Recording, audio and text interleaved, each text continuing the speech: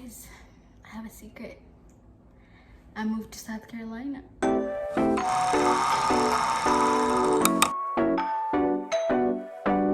here to tell you a story of how God moved me from Tennessee to South Carolina without knowing anybody or anyone or any soul or anybody's mama up in the state. If you want to know how God moved me, just keep on watching. How, you ask? This is the story. But anyways, my background is in nursing.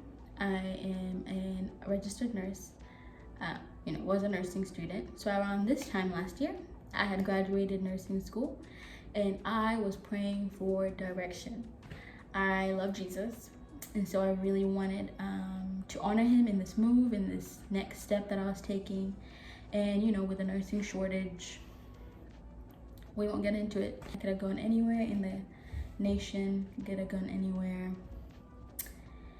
in the world, honestly. And I really was asking God, like, I wanted to follow his direction and like his steps of where he wanted me to go. And so I was really wrestling with this decision, like my first big adult decision of like, where am I supposed to live, and really wanting to honor God in that. Anyways, I was just like applying several places, applying for nursing jobs in the state that I was currently living in, which is in Tennessee. And I was applying to places where I wanted to live, Nashville, Knoxville in Tennessee, other states, Kentucky, Colorado, just any place that I knew. I had applied, I had been offered some positions in like Texas and Georgia. And so during this process, because I'm from Kenya, but I studied in America, and just the transition from like student to job is like a whole process in itself, dealing with like immigration and stuff. I wanted to work with an agency, and so I was looking at different agencies as well as different hospitals to be able to pursue a career in nursing. And so I was having this dilemma, and I had finally picked an agency, which I won't name him here, but my friend that was living in the current area in Tennessee I was living in had gone through them, and really had a good, had a successful and good outcome with going through the process with them. And so I was like, well, let me give them a try. It doesn't hurt to just try them. And so they were sending me options all across the country of where I should go and apply to. And I was like, Lord, I don't know what this place is. I don't know where I'm supposed to go.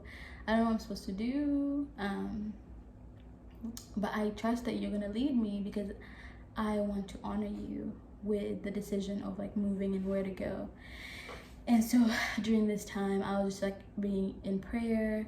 Honestly, there was just a lot of worry, and I was tired of worry. When you get there, you've been worried, you're done worried, and you're like, nothing is helping with this worrying. And so you decide to like pray about it.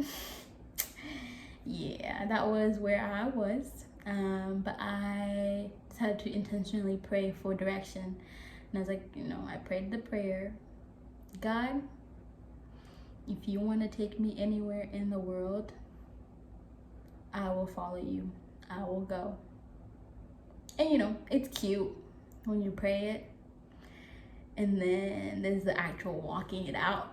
And so anyways, I was just kind of in this like limbo, and I had this hospital from South Carolina approach our school, and they were like recruiting, and I was like, I ain't going to no South Carolina. I know no one from this area. I know nobody in the whole state of South Carolina. Like, why would I do that? But my friend was like, hey, they came, they sound like a really good company or like hospital system. We should really like apply. I'll apply if you apply. Tell me why she never applied. But your girl wanted, to be friendship. I ended up applying, and I was like, didn't think nothing of it, and I had applied other areas. It's like, I'm for sure gonna get here. Even the place I was living in and currently, I was like, I'll for sure get in. I already work there as like a tech. Like, why else wouldn't I get in?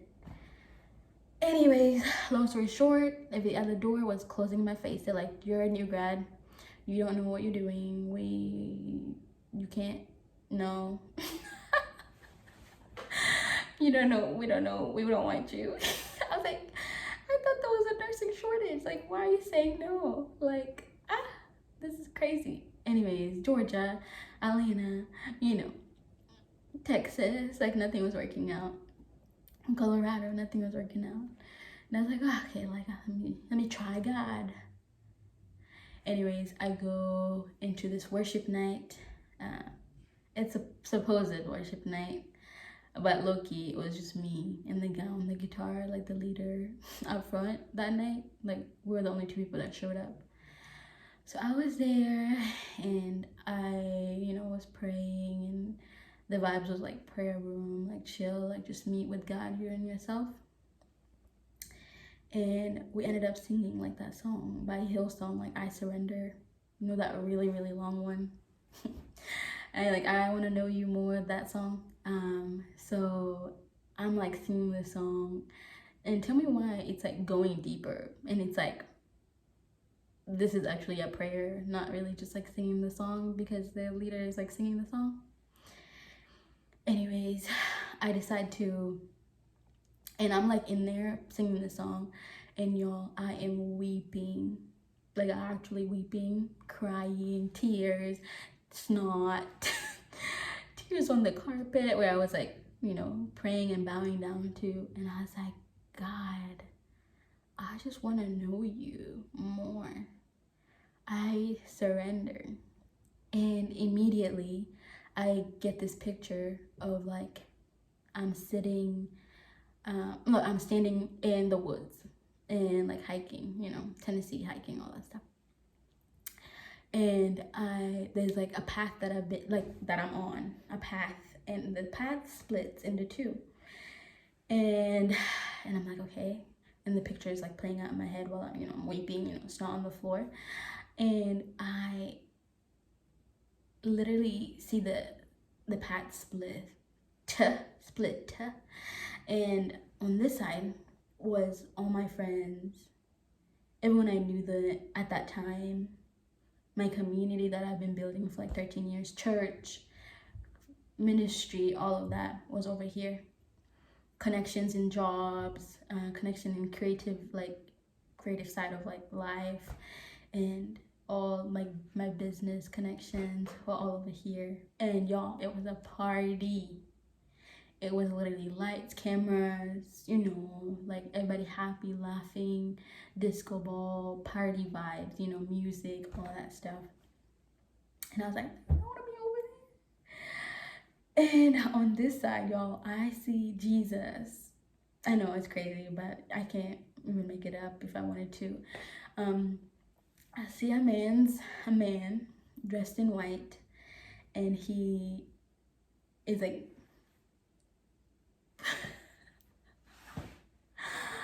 he's like, Emma, come away with me. I'm like, how you know my name first? But that's beside the point.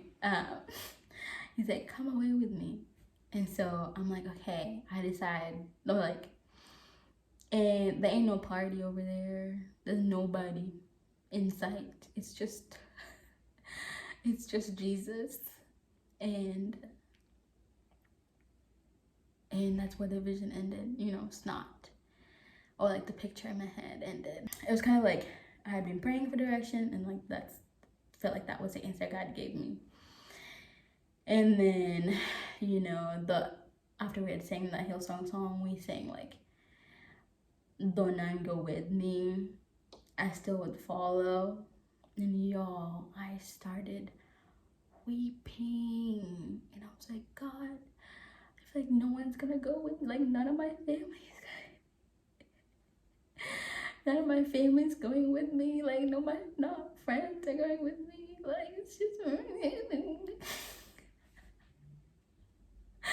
Anyways, I was like, okay, the picture ended, but I knew deep in my heart that I could not stay where I was. And that's a word for somebody. You cannot stay where you are. So I'm processing this whole like move and like what I'm supposed to go first of all, like, I didn't even know I was moving to South Carolina. Like, I was still like figuring out where I'm supposed to go. And I was like, okay, God, like, if I can't stay here, like, where do you want me to go? And so all the rejection letters, no, except this one hospital, the people that came to recruit on our, like, you know, at our school in South Carolina, from South Carolina, I should say. I applied and they're like, hey, you have an interview with this manager at this time. You want it? I was like, sure. Because, you know, I'm like, we gotta get better at like these interviews or whatever. So I do the interview. It goes really well. We connect to the manager. She sounds really awesome. And like something inside me is like stirring, but I'm like, don't be excited. Don't be too excited. Calm down. Anyways, tell me why 6 hours later they come back saying, we've accepted you, here's your offer letter, blah blah blah.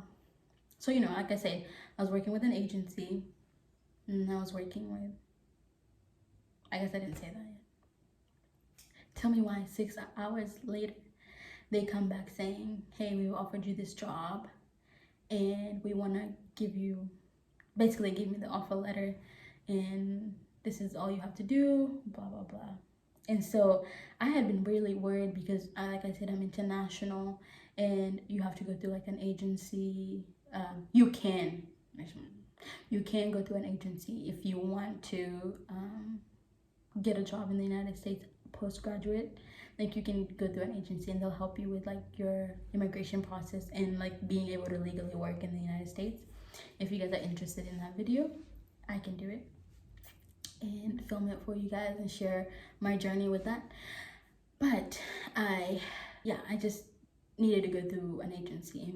But tell me why when they got back with me with the offer letter, they were like, hey, I know you weren't aware of this before you were applying, but we actually work with a recruiting company that recruits especially international nurses, and they're working with us, and if you accept this job position, it would be with that agency.